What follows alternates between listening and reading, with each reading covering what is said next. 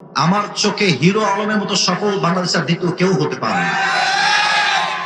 তো প্রিয় ভাইয়ারা, ছোট্ট একটা কথা বলছি, শুনতে এটা আমার জন্য তিতা, এটা আপনাদের সবার জন্যই তিতা শুনতে। আমাদের বাংলাদেশে আজকে যোগ্য আলেমের চাইতে ভাইরাল ব্যক্তির দাম বেশি বেড়ে গিয়েছে।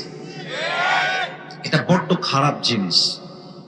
আমাদেরকে আপনারা খুব বেশি দাম দেন, এটা ঠিক না। আপনাদের উচিত যোগ্য আলেম, যোগ্য ব্যক্তিকে সবচেয়ে বেশি রেসপেক্ট দেওয়া। সমস্যা কোথায় হয়ে গেছে জানেন? সমস্যা কোথায়? আমাদের বাংলাদেশের মানুষ এখন আলেমকে জাস্টিফাই করে, জাজ করে তার ইউটিউব এবং ফেসবুকের ভিউ এর মাধ্যমে। তারা ভাবে যার ইউটিউবে যত সাবস্ক্রাইবার, যার ফেসবুকে যত ফ্যান ফলোয়ার্স, সে হচ্ছে বাংলাদেশের সবচেয়ে বড় গ্রহণযোগ্য ব্যক্তি। সেই সূত্রে আমি একটা কথা বলতে চাই, ফ্যান ফলোয়ার্স বেশি হওয়াই যদি একজন ব্যক্তির কাবিলিয়াত, ইস্তেআদাদ তথা যোগ্যতার প্রমাণ হতো, আমার চোখে হিরো আলমের মতো সফল বাংলাদেশের দ্বিতীয় কেউ হতে পারে না। এই ট্রেডিশনটাকে চেঞ্জ করা, আমি বড্ড অবাক হয়ে যাই।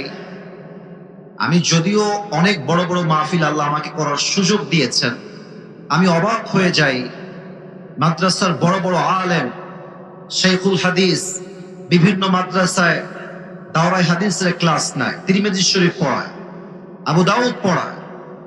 আমার স্টেজে চেয়ার নাই, নিচে বসে বসে ওয়াজ শুনে। মারাত্মক বেয়াদবি। তাদের ছাত্র হওয়ার যোগ্য আমি। এগুলো খেয়াল রাখবেন। বড় আলেম আসলে চেয়ার দিবেন, সম্মানের জায়গায় রাখবেন, মাথায় রাখবেন, যদি আপনারা আলেমদেরকে যথাযথ সম্মান দেন তবেই আগামীর বাংলাদেশ ইসলামের বাংলাদেশ হবে। এই জন্য প্রিয় ভাইয়েরা, যারা আজকের মাহফিলে অ্যাটেন্ড করেছেন, আমি বুঝতেছি আজকের শেষ দিন, আপনাদের সকলের চাহিদা, ভালোবাসা, ভরসা আমার দিকে, আমি জানি, এটা আমি বুঝি। তবে আপনারা আমার দিকে ভাইরাল ব্যক্তি, হুজুর খুবই ফেমাস, আসিফ হুজুরকে সব জায়গায় পাওয়া যায়, হুজুরকে দেখে আসবো না, এই চিন্তা করা যাবে না। আখলিস দীনাকা ইয়াকফিকা আল আমালুল কলিল, নিয়তকে ঠিক করেন। আজকে আমরা কেউ আসিফ হুজুরের চেহারা দেখার জন্য আসি নাই। আজকে আমরা এসেছি হেদায়েতের বাণী শুনে নিজের জীবনকে পরিবর্তন করতে। রাজি আছেন তো সবাই ইনশাআল্লাহ? আল্লাহ আমাদের সবাইকে সেই তৌফিক দান করুন। পড়েন সবাই জবান খুলে আমিন।